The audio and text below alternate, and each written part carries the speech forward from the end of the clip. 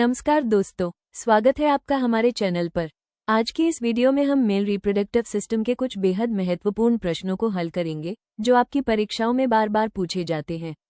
तो चलिए शुरू करते हैं। आज का पहला सवाल प्रश्न है, वृषण के सेमिनिफेरस नलिकाओं में कौन सी कोशिकाएं शुक्राणु निर्माण के दौरान पोषण प्रदान करती हैं?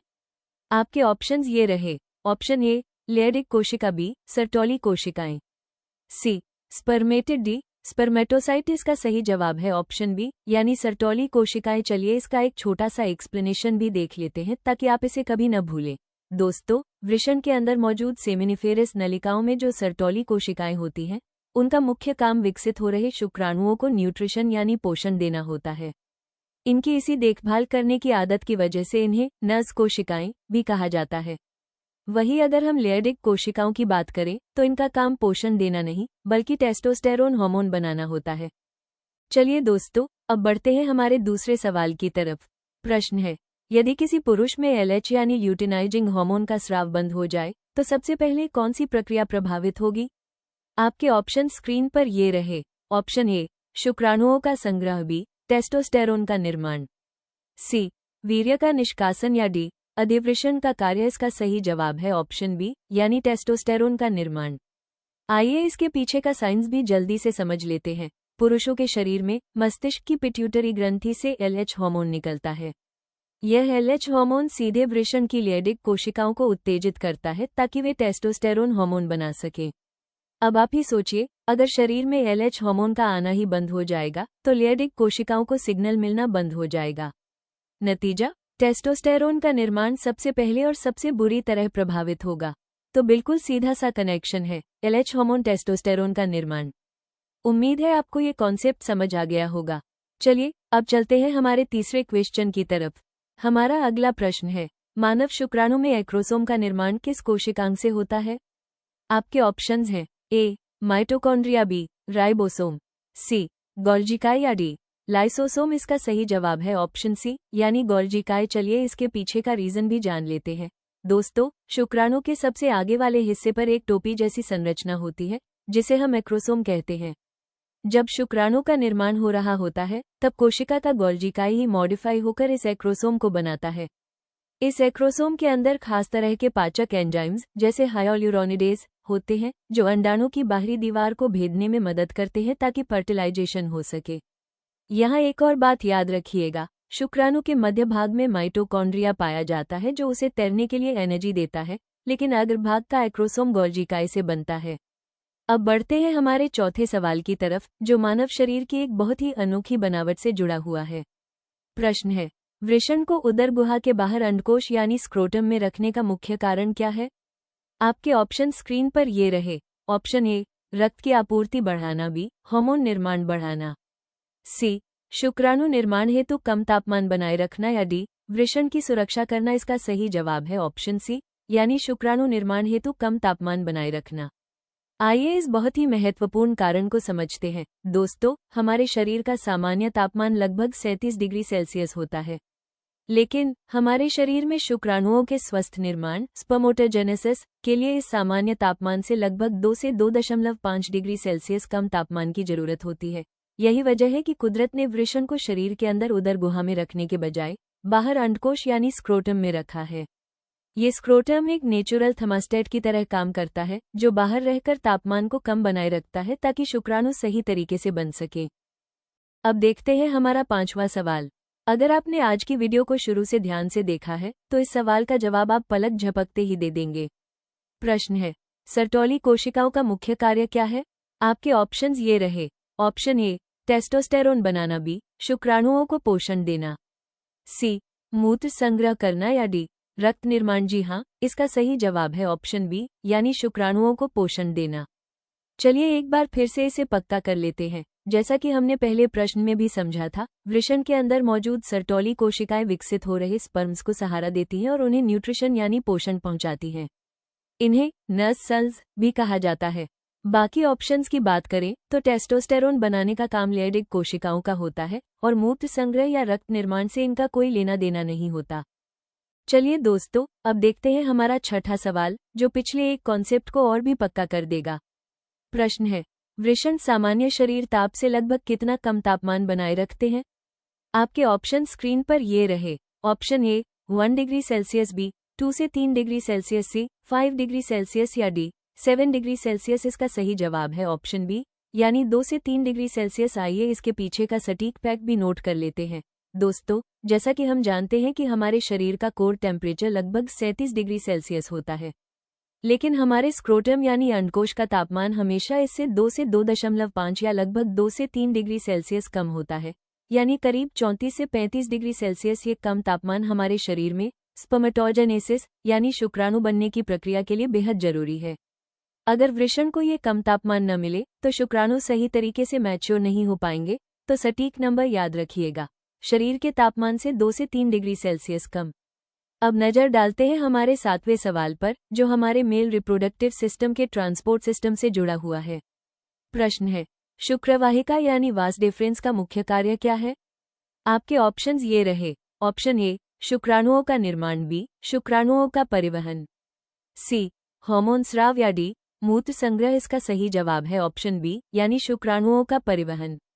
चलिए इसके रास्ते को भी थोड़ा समझ लेते हैं। दोस्तों, शुक्राणुओं का निर्माण तो वृषण के अंदर होता है, लेकिन वहां से बनने के बाद उन्हें आगे तक ले जाने के लिए एक रास्ते या नली की जरूरत होती है। इसी पतली नली को हम शुक्रवाहिका या वास डिफरेंस कहते हैं। यह नली शुक्राणुओं को अधिवृषण यानी एपिडिडमिस से लेकर मूत्रमार्ग यानी यूरेथ्रा तक पहुंचाने या ट्रांसपोर्ट करने का काम करती है। यहाँ एक और मजेदार फैक्ट याद रखिएगा, पुरुष नसबंदी, जिसे वेसेक्टमी कहा जाता है, उसमें इसी वास डिफरेंस नली को काटकर बांध दिया जाता है ताकि शुक्राणुओं का परिवहन रुक सके। अब देखते हैं हमारा 8वां सवाल, जो अक्सर स्टूडेंट्स को थोड़ा कंफ्यूज कर देता है। प्रश्न है, वीर्य यानी सीमेन का अधिकांश भाग किस ग्रंथि से प्राप्त होता है? आपके ऑप्शन स्क्रीन पर ये रहे। ऑप्शन ए प्रोस्टेट ग्रंथि, बी कूप ग्रंथि, सी शुक्राशय यानी सेमिनल वेसिकल या डी वृषण। इसका सही जवाब है ऑप्शन सी, यानी शुक्राशय। आइए इस कंफ्यूजन को दूर करते हैं और इसका एक्सप्लेनेशन समझते हैं। ज्यादातर लोगों को लगता है कि वीर्य का मुख्य भाग वृषण या प्रोस्टेट से आता है, लेकिन ऐसा नहीं है। पूरे वीर्य का लगभग 60 से 70% भाग अकेले शुक्राशय ग्रंथि से स्रावित होता है। इस चिपचिपे तरल पदार्थ में फ्रुक्टोज शर्करा होती है, जो शुक्राणुओं को तैरने के लिए एनर्जी देती है। वहीं प्रोस्टेट ग्रंथि से लगभग 20 से 30% भाग आता है और वृषण से सिर्फ शुक्राणु आते हैं। तो याद रखिएगा, सबसे बड़ा हिस्सा किसका है? शुक्राशय यानी सेमिनाइल वेसिकल का। अब बढ़ते हैं हमारे 9वें सवाल की तरफ। ये प्रश्न भी हमारे रिप्रोडक्टिव सिस्टम की एक बहुत ही खास ग्रंथि से जुड़ा हुआ है। प्रश्न है, कूप ग्रंथि, जिसे बल्बोयूरेथ्रल ग्रंथि भी कहते हैं, इसका स्राव कैसा होता है? आपके ऑप्शंस ये रहे। ऑप्शन ए अम्लीय, बी क्षारीय, सी तटस्थ यानी न्यूट्रल या डी विषैला। इसका सही जवाब है ऑप्शन बी, यानी क्षारीय। चलिए इसका बहुत ही महत्वपूर्ण कारण भी जान लेते हैं। दोस्तों, पुरुषों में मूत्र और वीर्य दोनों एक ही रास्ते से बाहर आते हैं, जिसे मूत्रमार्ग या यूरेथ्रा कहते हैं। मूत्र के बार बार गुजरने की वजह से यह रास्ता अम्लीय हो जाता है, जो कि शुक्राणुओं के लिए खतरनाक हो सकता है।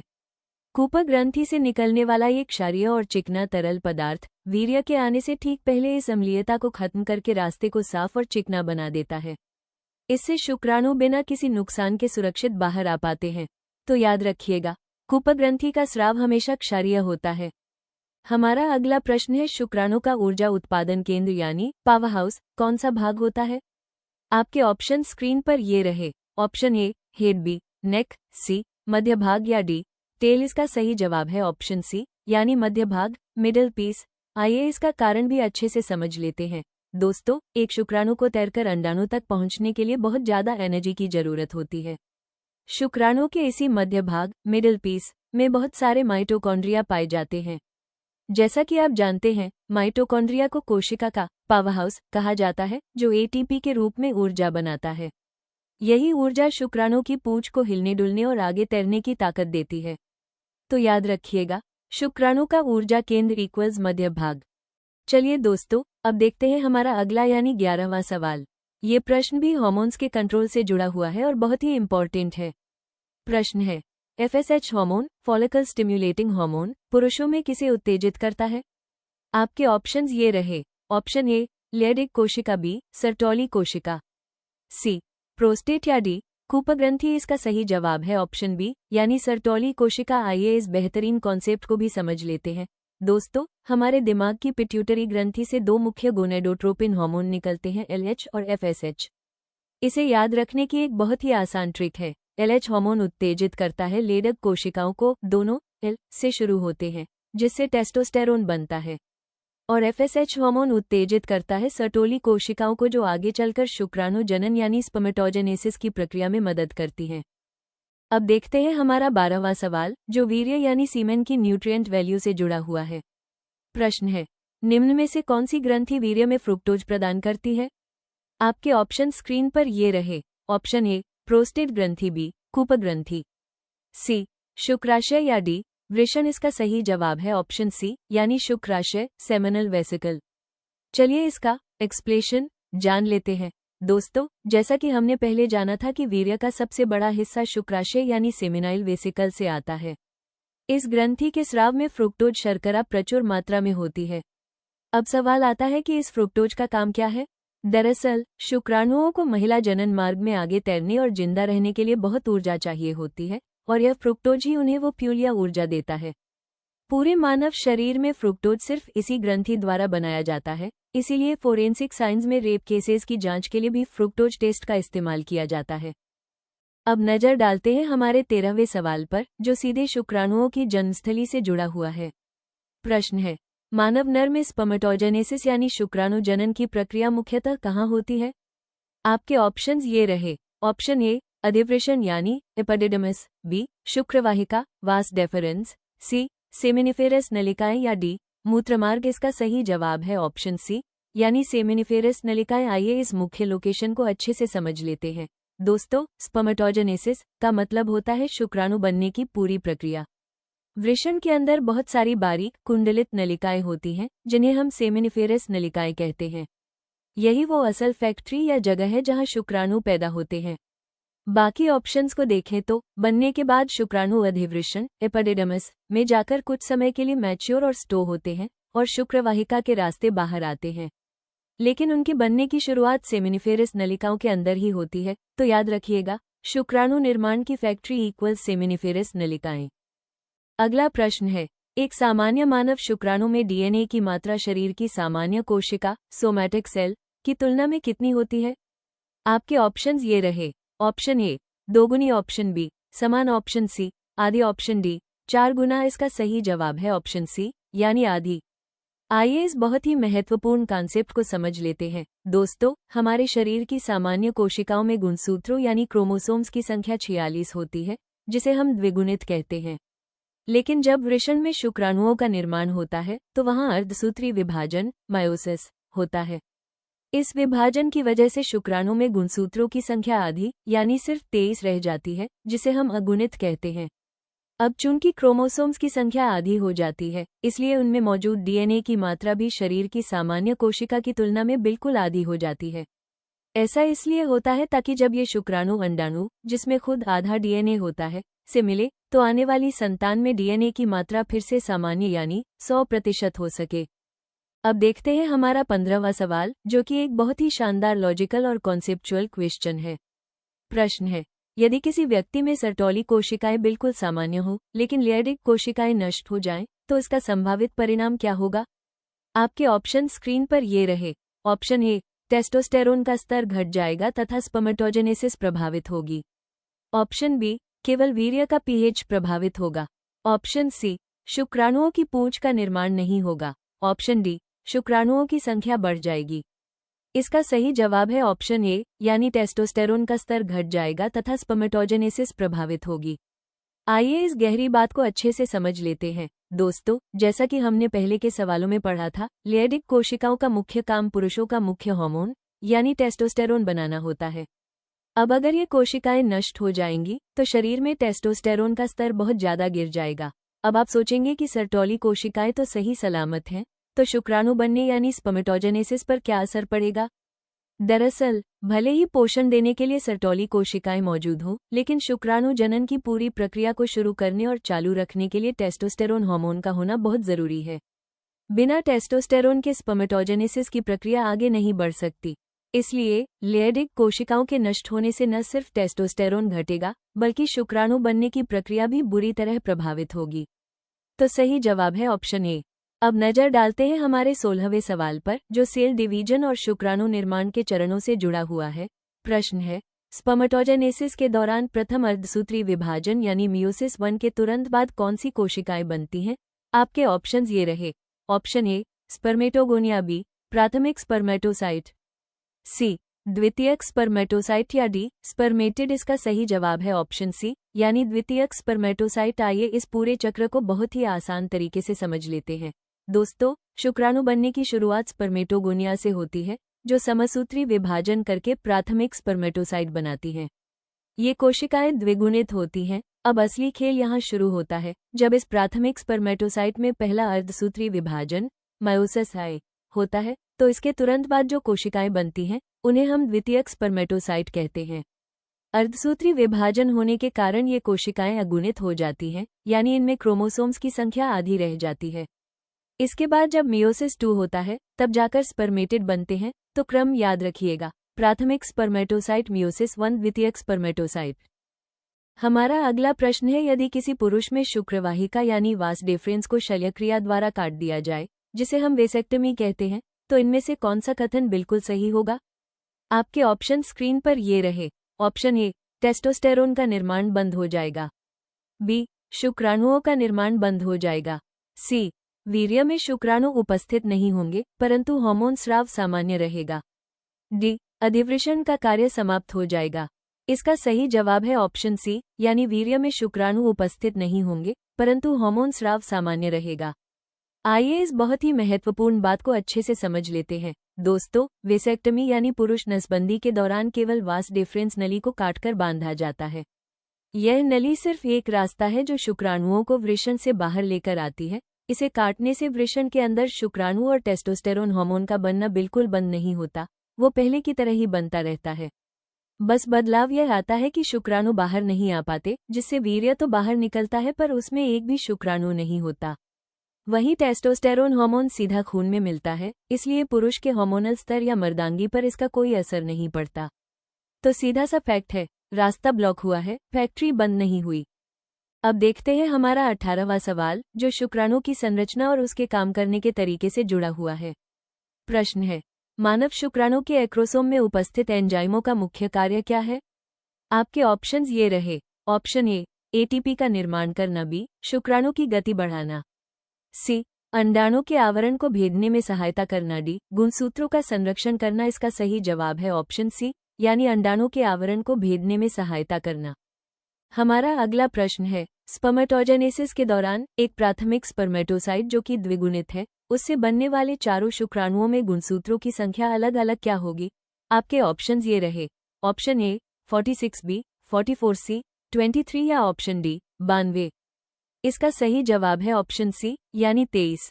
आइए इसके पीछे के बहुत ही जरूरी कॉन्सेप्ट को समझ लेते हैं। दोस्तों, जब एक प्राथमिक स्पर्मेटोसाइट में अर्धसूत्री विभाजन यानी मियोसिस होता है, तो उसके अंत में 4 शुक्राणु बनते हैं। अर्धसूत्री विभाजन की सबसे खास बात ही यह है कि यह गुणसूत्रों की संख्या को आधा कर देता है। इसलिए जो 4 शुक्राणु बनते हैं वे सभी अगुणित यानी हैप्लोइड होते हैं। इसका मतलब है कि उन चारों शुक्राणुओं में से हर एक के पास अलग अलग 23 गुणसूत्र होते हैं। ऐसा नहीं है कि 46 को 4 भागों में बांटा जाता है, बल्कि मियोसिस के नियम के अनुसार हर एक स्पर्म में 23-23 क्रोमोसोम्स पहुंचते हैं। इसका सही जवाब है ऑप्शन सी यानी 23। हमारा अगला प्रश्न है, निम्न में से कौन सी संरचना नर जनन तंत्र और मूत्र तंत्र यूरिनरी सिस्टम दोनों का साझा भाग है? आपके ऑप्शन स्क्रीन पर ये रहे। ऑप्शन ए अधिवृषण, बी शुक्रवाहिका, सी मूत्रमार्ग या ऑप्शन डी वृषण। इसका सही जवाब है ऑप्शन सी मूत्रमार्ग यानी यूरिथ्रा। आइए इस बहुत ही महत्वपूर्ण फैक्ट को समझ लेते हैं। दोस्तों, महिलाओं में मूत्र त्यागने का रास्ता और संतान उत्पत्ति का रास्ता बिल्कुल अलग अलग होता है, लेकिन पुरुषों यानी मानव नर में ऐसा नहीं है। पुरुषों में मूत्रमार्ग एक कॉमन पैसेज यानी साझा रास्ता होता है। इसी एक नली से होकर यूरिन भी शरीर से बाहर आता है और इसी रास्ते से वीर्य भी बाहर निकलता है। इसीलिए पुरुषों में इस पूरे सिस्टम को मिलाकर यूरिनोजेनाइटल सिस्टम भी कहा जाता है।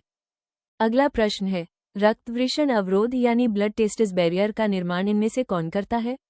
आपके ऑप्शंस ये रहे। ऑप्शन ए लेयरिक कोशिकाएं, बी सर्टोली कोशिकाएं, सी स्पर्मेटोगोनिया, डी एपिथेलियल कोशिकाएं। इसका सही जवाब है ऑप्शन बी यानी सर्टोली कोशिकाएं। आइए इस बेहद खास और जरूरी प्रोटेक्शन सिस्टम को समझते हैं। दोस्तों, जैसे हमारे दिमाग की सुरक्षा के लिए ब्लड ब्रेन बैरियर होता है, वैसे ही हमारे वृषण में ब्लड टेस्टिस बैरियर होता है। इसे बनाने का काम सर्टोली कोशिकाएं करती हैं। ये कोशिकाएं आपस में बहुत मजबूती से जुड़कर एक दीवार, टाइट जंक्शंस, बना लेती हैं। अब सवाल है कि इस बैरियर की जरूरत क्यों है? दरअसल जब हमारे शरीर में शुक्राणु बनते हैं तो वे अगुणित होते हैं और उनकी संरचना शरीर की बाकी कोशिकाओं से अलग होती है। अगर हमारा खुद का इम्यून सिस्टम यानी प्रतिरक्षा तंत्र इन शुक्राणुओं के संपर्क में आ जाए तो हमारा शरीर इन्हें बाहरी दुश्मन समझकर नष्ट करने के लिए एंटीबॉडीज बना देगा। सर्टोली कोशिकाएं इसी खून और इम्यून सेल्स को शुक्राणुओं तक पहुंचने से रोकती हैं और उनकी रक्षा करती हैं। तो याद रखिएगा, शुक्राणुओं का बॉडीगार्ड यानी ब्लड टेस्टिस बैरियर सर्टोली कोशिकाएं।